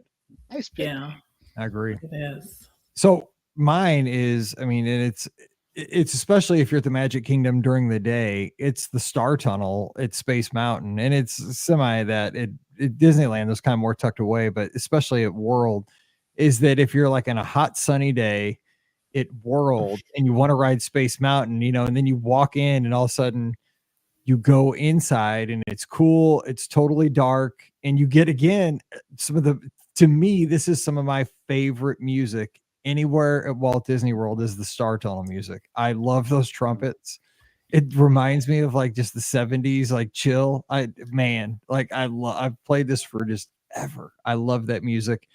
And what it does, it kind of gets you, it adjusts your eyes as you're taking that long stroll basically under the train tracks to get back to the main building. But you're getting there, you're seeing on both sides kind of, galaxies and all that stuff to get you in the space mood. But you're also starting to hear the click, clickety clack of the coasters. And then you open up to where the queues are, and above you see, chocolate chip cookies or big planets and asteroids and stuff going overhead.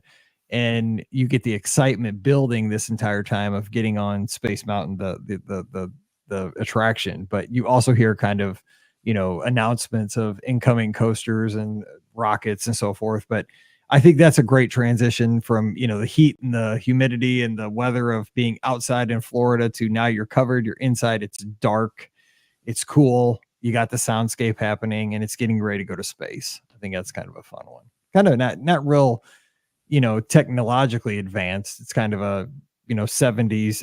It's stayed what it was. I think it's better. This is just a hot take, but it's better without the video games and all that junk they added in there 10 years ago. I hated that stuff. I think it just keep moving.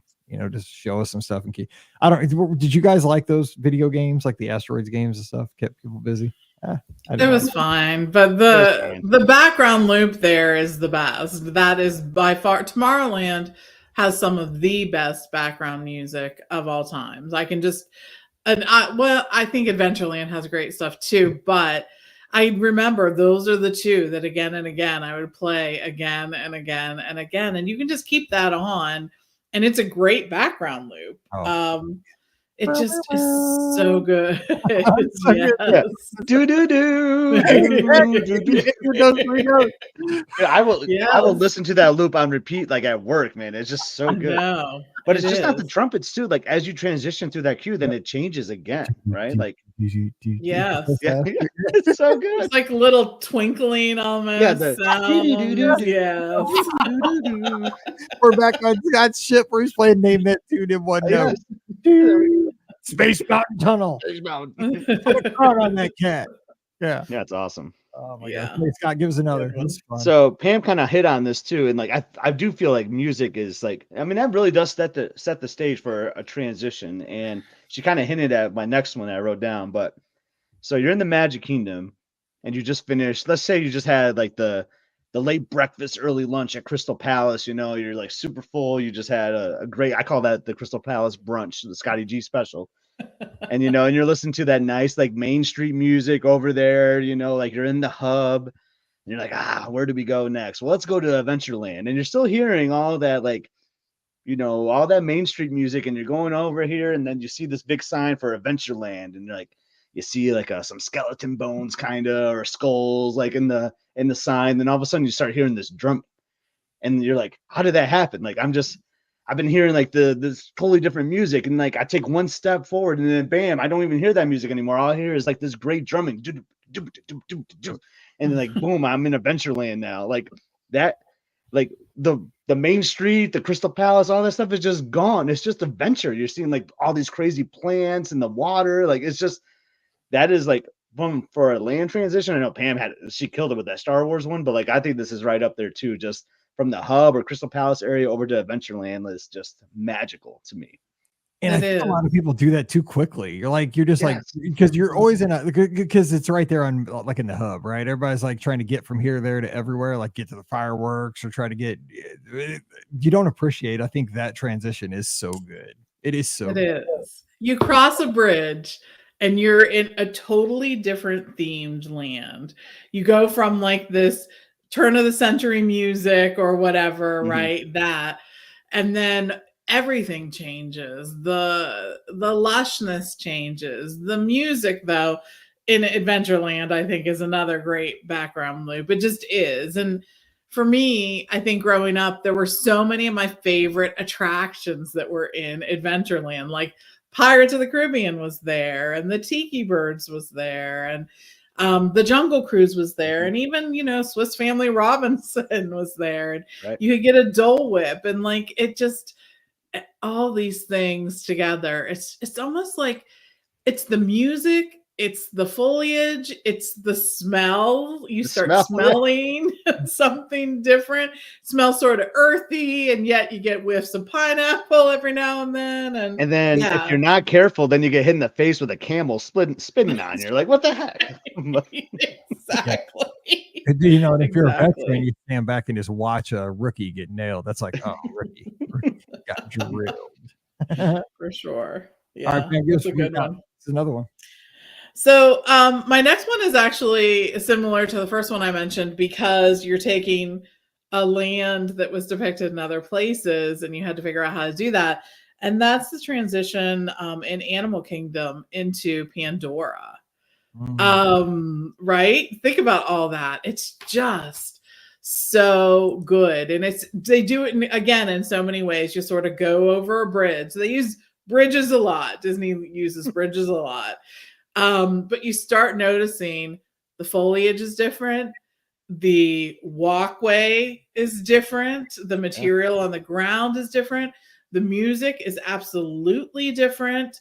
And especially in Pandora, they did a really good job of, sort of taking these little odd plants and like mixing them with real plants too. Like some of them are sort of artificial plants and some of them are real plants, and they do that. But just as good as the walking in is actually the walking out. From Pandora over to where the Lion King is, there's this huge bridge that wasn't there before. They're again making sounds, like there's animal sounds, there's all these other weird sounds that are happening. They just did a great job with that. They really made it feel like you were, being transported to a different location. No, I agree with that. They thought a ton about transitions into Pandora, and I think it's because this was one of the newer lands that had to add to probably the most beautiful and highly detailed park that they had at Walt Disney World, and so they knew they had to make this right. That they couldn't add it on to make it look like an add-on. Is what it. I don't know if you get what I'm saying, but I think they wanted to make it look like it was established. Like it was there from the beginning, and I think it has had that effect. It doesn't look like it wasn't there from day one to me. It looks like if you ask somebody that's kind of new to this whole thing, they would probably guess that Pandora was there when that park opened. Yeah, it used to be Mickey and Minnie's. Like the character camp Mickey and Minnie. Yeah. Because Legend of the Lion King, or Festival Lion King, and it was not air conditioned. I almost passed out in that show one time. No, it was not. It was not. It was not. I like how you talked about that other long bridge too, Pam, because like you have two transitions. I like the first transition you were talking about was great, and like there's also the day-night different transitions there too, right? Like that's true. You do that at night, then like it's gonna feel so much different than it is in the day, and they're both great. I can't choose which one I like better, but oh my gosh, man, that bioluminescence. I want to be there right now. Like it's dark already while we're recording this. Can I be there now? And they have a ton of good sounds too. Like they have a ton of good sounds. It sounds like animals, nature. Yeah. I mean, they're not. I mean, what are they like? Are they bugs? I don't know. It is. It's like whoop, whoop. I don't know because I need a soundbite. That's gonna be like my notification message from Pam now. Like I gotta get a soundbite of that. Exactly. Because I've had movies. Are they bugs? Are they little animals? Are they frogs? I don't know. All of the above. All of the above. Because they have a completely different animals than we have. But this is the Foley show. Exactly. We've been. I know that's what we need. We'll put out a little album that is the BOGP reproduces your favorite Disney sound. Yeah. All proceeds go to Give Kids the World. There we go. That's right. Exactly. Give Kids the World will be like, no, thank you. No, thank you. We don't want to be a part of that partnership. The National Institutes of Health, this is what happens with daylight savings time. The first week right? Fog's back and it rains, dude, you lose your mind. Right? And then you could do like a remix with the Star Tunnel like music going on with that. Yes. Lots of potentials for that. Oh, this is painful. Okay, so here's what got another one. Well, I'm trying to think, because we've had Animal Kingdom. We've had the studios. We've had multiple at Magic Kingdom. But I'm trying to think of a good transition at Epcot. Does anybody? I have an Epcot one. Was going to be my next one. Okay, so I'll defer to you because I want to make sure Epcot's represented, but I can't think of a really good one myself. So I'm doing an attraction again. Okay, go for it, because I was trying to think of like a transition, but go ahead. And I love this idea for a transition, right? Where like you're in an attraction and you're enjoying it and all this, then all of a sudden you have to transition yourself physically to putting sunglasses on your eyes, because you go from so much darkness to brightness, and that is the transition to the greenhouse and living with the land, which I think is so great. And I mean, we know that's a BR guest's favorite attraction out here. But yeah, you're just enjoying like the dark ride. It's slow, it's soothing. Then all of a sudden you see this this glare, this light. And then you're in this beautiful greenhouse. You're like, well, how did that happen? Like what happened to like this desert I was just looking at, or like this buffalo and this farmhouse. And now like, boom, now I'm in like the garden. I'm in the farm. Like I just love that transition. And if you do it in the daylight, you're going to need those sunglasses because it gets mighty bright in there for sure. For sure. And I like how they, this is something new in the last few years. They've transitioned that for the holidays. That is one of the most underrated things to see during the holiday season, because I think most regular guests don't even realize, because it's kind of like a deep cut for an attraction, but it is beautiful. Like what they do with the greenhouse and the tunnel, like that, tunnel where you see the fish, like it's not to be missed during the holiday season, Living with the Land. Yep. I mean, even in the daytime, you get a little glimpse of that, right? Because I'll have some decorations out there, but like you have to do both. I say you do both. You do it in the day and then you do it at night to see the glimmering greenhouse. Oh my gosh, it's so good. Do you agree with that, Pam? Like, do you like that transition to the greenhouse? I do. So here's the thing, though. Remember when it used to be that there were doors that went open before you go through? Yes. Oh, I don't know that about the. I don't know. About the doors. So there used to be when you got to the end of being inside and you went to the greenhouse, you can the door's still there, I believe. You can see it. It rolled up and you would go outside. So there was more of like even a hard transition there, but they do such a great job. It's like the whole inside part before you get to the greenhouse is all leading up to, right? And it can't be any more complete. You have good Disney water smells. The water smell, yes. You have waterfalls, you have audio animatronic. Yes, exactly. Animals and if you're lucky, Pam, you might catch a character glimpse if you're lucky too. That's true. Very true. Very true. So yeah, it's a great transition. It really is. Yeah. I mean, it's got it all, really. And like Jason says, glimmering greenhouses is a top 3 attraction on property, and that's not even a hot take. It is. It's a great transition. Now, so I'm thinking about the doors now. Like I can picture it, Pam. I know exactly where you're saying like they would have been, and I'm getting like the test track like vision, like when the doors open when you go to like you're coming right at her, like, are they gonna open? I hope they open. I know, yeah. It's where they make an announcement like keep your butt seated, basically at that point. Basically. That's where the doors used to, like they used to have the person that rides on the ride, right? Yeah. Like, did the live narration. They would like make it up. Yes. Like they used to have a person like sitting right there too where that transition happened. Like they would they did. Like a lifeguard or something. I know. I think to make sure that the door went up.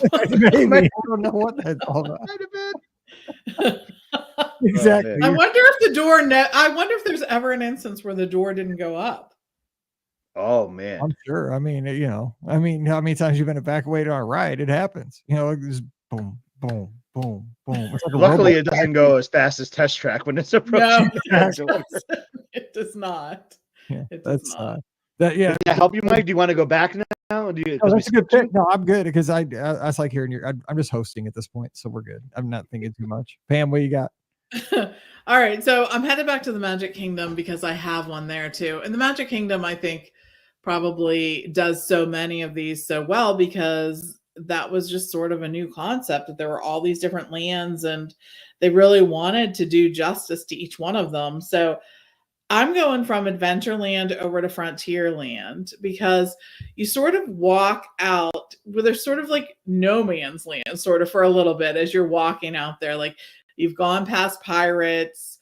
There is that Golden Oak outpost and you're seeing Pecos Bills, but like it's not quite clear you're in Frontierland yet.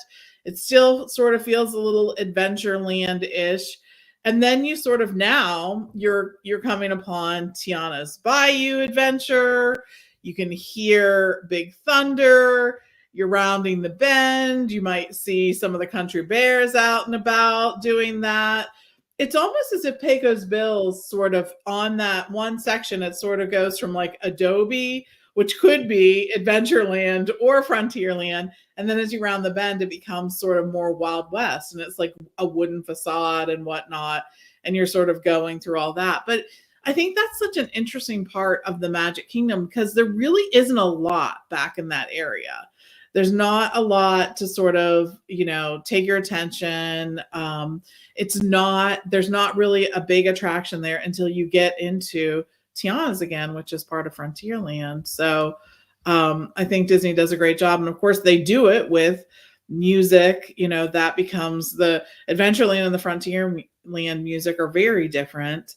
And they do it with the ground, the different surfaces that they use, and the different facades of the buildings and whatnot. And I think they do a really good job. When you're in Frontierland, you're like, oh, okay, now I'm in Frontierland, and I wasn't before, but now I am. So, and here's something. Now you say that area that you mentioned, kind of like that transitional area between, like, say, when you walk past Pirates and you're going kind of back by where now they're selling the beignets for, outside, you're kind of across there from Pecos Bills, heading back towards Tiana's. I enjoy, because you say there's not a lot going on back there too much. And at the end of the night, like in the last couple of hours when, there's not as many people there, I love like going through areas of the Magic Kingdom like that late at night when there's not that many people. I don't know, because like at night when it's dark and there's just, there's something cool about going through places like that at the Magic Kingdom when there's just not that many people. I love that part of the park. I mean, I don't know if other people enjoy that, but I like going back through there. It's like you just don't see anybody. I do too. I spread my wings and do like turns and like cool. It's just that night vibe. The music's playing, but like, this afternoon at 2:00, this was like shoulder to shoulder. And now like you go through there's nothing because, everything's closed up. There's not, people, there's not really a reason. I love that. Right. So I do have a transition I was thinking about, and this is an attraction transition. And I've heard debate on what this actually symbolically means, but I think it is one of the cooler ones. And it is in Adventureland. It's on Pirates when you go down the little hill. And then it's totally dark, so you can't see, but then it opens up into the big pirate ship. Yeah. And reveals the big pirate ship scene, where they're attacking Tortuga or whatever that city is. I love that because to me, the scope of that like room feels bigger than it is. And every time I go into that scene, it makes me just immediately want to go home and watch the Pirates movies. Like, I love it. Like because can you, when I'm talking about this right now, are you not smelling the attraction right now? You're like, yeah. And hearing Pirates. Yeah. Hearing Barbosa. Yep. And you're like trying to dodge like that. You might get wet from like a blast. Yeah. I swear those blasts have gotten bigger lately. For real. Yeah. We're just getting older. We don't want to get wet. Who knows? Like it's perspective. I don't know. But I like that reveal, right? Because, I think for first timers, you're unsure, like, am I going down, like a Tiana's length hill or, am I going down 2 feet? I don't know. Cause it's dark. I love that. It's kind of the unknown, but is it like, cause people have said like, it's Jack Sparrow, that one at World's End, like he's going over the edge of the world. I don't know what it is. He died. Who knows? But it's basically just a transition to get you down, physically into that room. But I love that it's dark and, boom, and all of a sudden you're in the middle of a pirate battle. I love that transition. Well, I like what you say about how it opens up because it feels so narrow, right? Because you're like going down and it feels like you're just surrounded by these cave walls and then boom, it's just like, bam, holy cow. Big old seat. It feels like you're in a big... I love it in Disneyland, how they have like the battle happening up at the top. Like, like we don't have that at World. I don't think so, but yeah, it makes you feel like, like you said, like you're going through like little caves and then all of a sudden you're in the ocean, you're at sea, which big transition. Yeah. All right, but Scott, give us one more. You got one more? Give us your best one. I don't know if it's the best one, but I like to try to like splash around, so I'm going to do a restaurant transition because we have not done a restaurant. I was struggling to think about it. I thought like I could do like into San Angel Inn, like from being outside to indoors. Like think that's a good transition, but I want to do one within a restaurant, and I'm going to go with Liberty Tree Tavern because all those rooms are different. Yep. Like you're in the. I was gonna say John Paul Jones. I know he's like the bassist for Led Zeppelin, but I think there is a room named that though, because every time I say like, oh, I'm in the Led Zeppelin room here in America. but or like you got the George Washington room. So like I know they kind of look the same, but I love how like you can just you can walk around that whole restaurant like that circle and like you're hidden like 3, 4, 5, 6 different rooms that are themed and like have different names. So and they do feel a little different when you walk from each section. You can tell where the pods are of the sections in that restaurant. So I just think that's kind of cool. Even within a restaurant, you have transitions of rooms being different. And that was the first one that came to mind. There might be some other restaurants that are like that, but that was the first one that came to my mind. Good transition, but thanks, bro. Now I need Thanksgiving meal ASAP. Right? Dude. Oh, you're killing me. I gotta wait. What we got? True. I know I gotta wait a while. Yeah. Yeah, you do. But how many rooms have you guys been in? Like, I feel like I'm always like sent to the same room when I go to Liberty Tree. I Not know. that I go There's there just very often. just a few. Again, we talked about this on the Wednesday show, that there are things that I miss: the old California Grill menu. I miss the old Liberty Tree Tavern lunch menu. Oh my Because it gosh, was yes. different. Yes. Did you go a la carte? You didn't have to do like a all you care to eat. 100%. Yes. They had a fantastic salad there too. I remember that. It was just good. And sometimes, and like, thank you, Ben, because like when you're at Walt Disney World, like sometimes you just need a salad. Because you just eat too much junk. Vegetables. Yeah, exactly.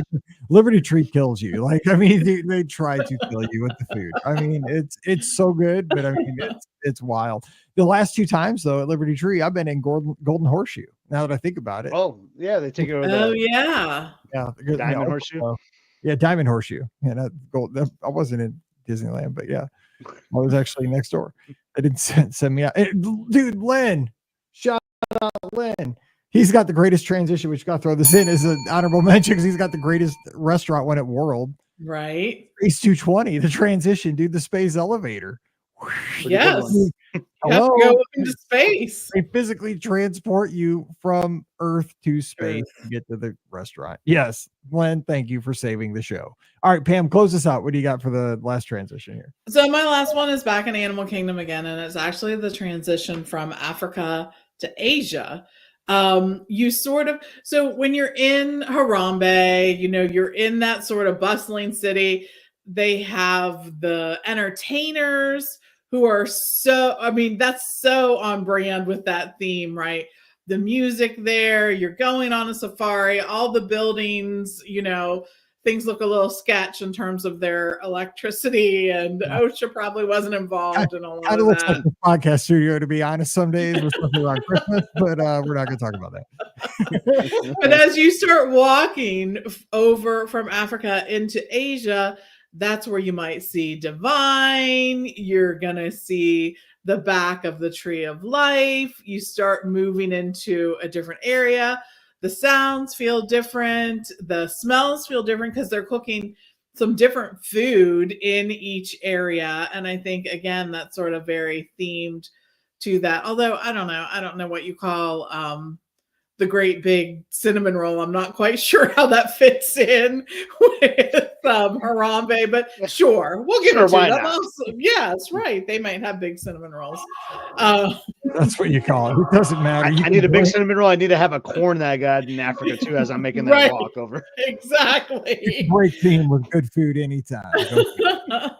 But then when you get through, you're getting to the Anandapur, like that sort of restaurant. So that's feeling more on brand with like the theming, the music is, you're seeing Everest, all of that you're sort of going to. And I think, again, Disney has a way of helping you move from one area to another there, from making that transition from, it's all these little things. They always say it's all about the details, but it certainly is all about the details. Like you feel like you're in these places, and they do that so many different ways, but they do it well all the time. So yeah, for sure. Animal Kingdom especially. I mean, right? Oh gosh, that park it's just filled with so many different things. And just thinking about today's show, because we could just go on and on and on. We'll do this definitely again, because it shows that there is so much care. Because you go to an amusement park like a Six Flags, and like when you go from, like, we have a area called Old Chicago, and that's where like the Screaming Eagle roller coaster is, and the Rush Street Flyer, and it is. The thing is, you're spoiled when you're a Disney fan, right? Because a lot of these things, like when Scott brought up, I'm still tripping over the music in the Polynesian room. Like that was 40 minutes ago, and I'm still thinking about this, and I'll be thinking about it tonight when I eat my Taco Bell in like an hour, because they do it so well that it's something you don't ever think about. It's just part. It's like the paint on the walls almost. You know what I'm saying? Like, I think it's one of those things. I don't even know if I'm making sense, but they do it so well you don't even notice it. These transitions, it's there. But like when you go someplace like a Six Flags, and I'm not really joning on Six Flags, they're just a different experience. They have a different goal. They have roller coasters that will just, they go so fast, they make the skin on your face just like you're on the space shuttle or something, like that. So there's the transition of your face looking normal to weird. They give you plastic surgery, but I mean that, people want that over, we like the thematic experience. But when you go to a place like that, or, like a county fair, you're just like, holy smokes. Like, that was abrupt, like, how about, instead of just some plywood, how about we try a little harder, but it makes you really appreciate that we have these soundscapes and these gentle transitions to go from experience to experience. It makes it does too. It's like the fair. Like, why is the eating area next to the farm animals? Like, why? Exactly. Like, maybe there could have been a little more delineation here. When it's done well, it's something that you just, you don't notice, and yet you feel it. When it's done bad, you notice, and you're like, oh, this was not good. So yeah. All right. So here's the fun part. We're going to continue this on Sunday night. So give us a call on Sunday night. We'll have, this is one of the topics, because there's limitless, or countless things you can talk about with this topic. And come over to the Clubhouse, beourguestpodcast.com/clubhouse. We have that current topics channel. Just drop them in there. I love that the show just continues on right there. So let us know what you were thinking as you heard today's show. Because I know, just like Lenny's like, oh my gosh, you guys are missing Space 220. And he's right. I mean, that was the most obvious one when he said it. I'm like, oh my gosh, that's so correct. So we'll continue the show there. But don't forget, our podcast always brought to you by the Magic for Less Travel. We'd love to help you get to your favorite Disney destination. No additional cost to you, whether it's Walt Disney World, Disneyland, Disney Cruise Line, even Adventures by Disney. Check out all the details this weekend as you're hanging out over at themagicforless.com. Please also use our Amazon affiliate link as you start that holiday shopping this season. It's beourguestpodcast.com/Amazon.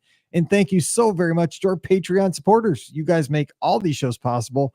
We could not do this without you. You can support us just $5 a month. And for that support, you get a bonus show called Mike in the Midwest every week. So check us out today over at patreon.com/beourguestpodcast. Give us a follow on social media. I'm at beourguestmike. Scott's at Epscott, EPSCOT. Pam's at TMFLT Pam. Twitter, Instagram, and Threads. You can find us at those various places.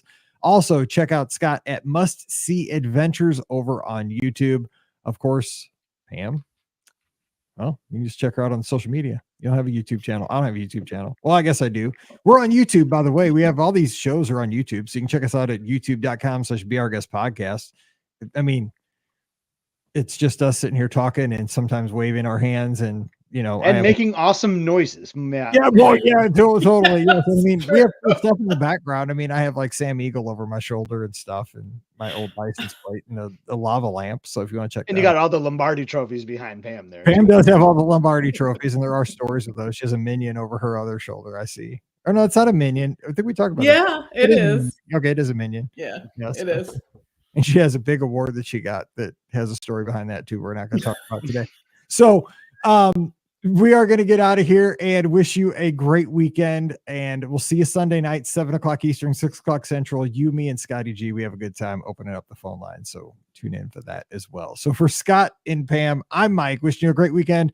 Whatever you do, stay safe, stay healthy, and we'll see you real soon. My award. Show Scott the award. Is that the thing with your name on it? Yes. But now remember, we are still there. There are people watching, but it's okay. So this is what it looks like. Just okay. I got it. I said, be careful when that thing throws a shadow. We got to put an R rating on here. Right? I know. I said, who designed that thing? A 14-year-old? Exactly. Nobody noticed. Nobody's going to know. Well, as soon as we all got them, we're like, they're gonna know. They're gonna know. Like, oh my God, you got carried on an airplane. Mm-hmm. Oh I my did. gosh, that's amazing. I know. So, anyways, yeah. Oh, that made my week right there. That was That's what I thought. You showed it to me like 2 weeks ago. I was like, you did not get handed those things. Mhm. that's funny. Yeah. That is cool. It's got your name on it and everything too. It's cool. It does. It's really nice, actually. So Disney, yeah. So it has a name and the travel agency. And it was like, it reminds you of that thing that they used to do on the Disney Channel where they made Yes. the like Mickey head. Yep. Yeah, Mhm. I know. Very Yep, cool. it is. Mike can't control his laptop. I know. Mike's like, I said, you just can't backlight that thing. I'm about to say, no. I- I'll have to be I think careful. I think I know what he's getting in the VR Guest Podcast Christmas Studios. Right, 100%. He's getting his own Yes. award. His own My wife, award that my he wife says I'm a 12-year-old kid. And I think that thing is just not right. you can wield it however you'd like. Yes, it could be a sword. It could be a lot of things. It could be an award. It could be a sword. Exactly. you want. So, Scott, you're gonna Oh, do whatever, dude. That'll be your best story tonight at dinner. So shut up. I know. I can't wait to talk about Pam's award. it's a major award. Yes, Yeah. it is. It just hangs in the office. Shut up! Shut up! It does. We could go on and on with these. Too. Yes, exactly. Stop it. But So, All right, well, let's probably wrap it up, or else before we get like really kicked off the air. oh yes. All right. Thanks, guys. That was a good All show. All right, see y'all. Yeah, Okay. have a good one. All right, bye. Bye.